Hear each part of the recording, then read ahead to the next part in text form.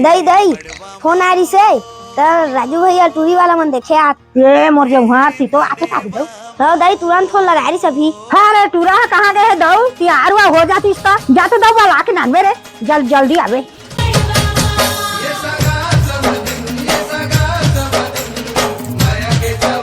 आवा सगा महाराज पालगी आवा आप मन के इंतजार करते हैं मैं यहाँ। गाड़ी बिगड़ गई हो रास्ता में। अच्छा ले बैठा काय करे सगा गाड़ी बिगड़ जैसे हम बहुत जल्दी पहुंच जाए थे हो। ले वो कहाँ हो गया पहुंच तो गया मैं जाता हूँ चाय पानी की व्यवस्था करता हूँ बन के।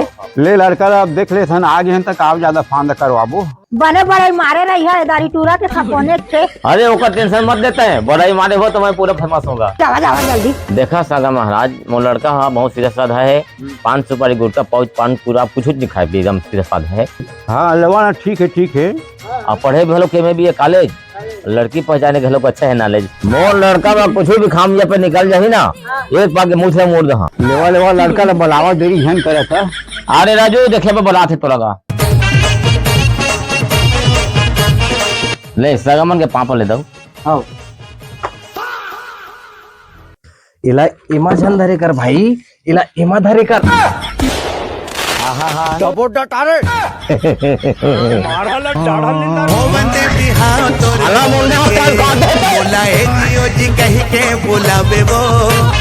बोला